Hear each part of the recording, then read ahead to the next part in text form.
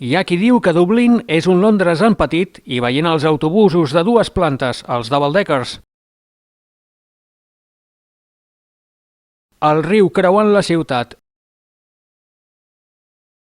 i els núvols d'un color gris amenaçador, doncs potser és una mica veritat. I en cas que hi hagués dubtes, la tradicional cursa de rem entre les universitats d'Oxford i de Cambridge al Tàmesi també té la seva rèplica dublinesa, més concretament entre el Trinity College i la University College Dublin, la UCD, amb un Liffey amb marea alta d'escenari privilegiat. Enguany se celebrava la 73a edició de la Colours Boat Races, la cursa de les barques de colors, i els cignes que nadaven tranquil·lament pel riu han tingut una mica de companyia, amistosa durant la fase d'escalfament, però que han hagut de sortir cames o ales, ajudeu-me, durant la competició, no només per la presència dels remadors, sinó també per les barques de motor que seguien la cursa de prop. La competició es divideix en 4 duels, 2 de masculins i 2 de femenins, amb dues categories, novells i sèniors. Amb tot, al timó de les 4 embarcacions només hi havia dones, un fet força habitual, i és que no són tan corpulentes i alleugeren el pes de l'embarcació, que té una longitud de 60 peus o 18 metres. La banda del riu per on passaria cadascú es va decidir el passat 5 de març mitjançant un sorteig fet amb llançament de moneda. En aquest sentit, cada embarcació sempre va per la mateixa banda i fins i tot a cada pont amb arcs hi ha una lletra N de nord i S de sud que indica el camí a la timonera. La primera cursa, coneguda com a trofeu Sally Moorhead i que es disputa d'ençà del 2005, ha engegat a 2:15 del migdia i ha enfrontat les novelles del Trinity, de negre, amb les de la UCD, de blau cel, i ha acabat amb victòria de les primeres.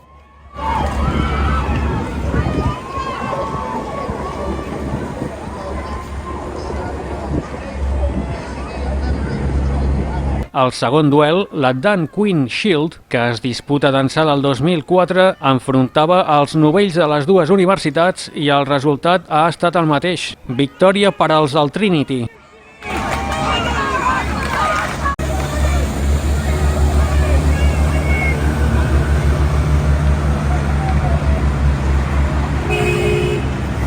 Tanmateix, a la categoria sènior, les dones de la UCD han retallat la distància imposant-se a la Corcoran Cup, creada l'any 1980 i que va posar fi al monopoli masculí a la competició. Tenint en compte que hi havia un interval de mitja hora entre duel i duel, els espectadors que hi havia a la línia d'arribada han passat el temps fent coreografies més o menys treballades amb la música que els posaven els organitzadors.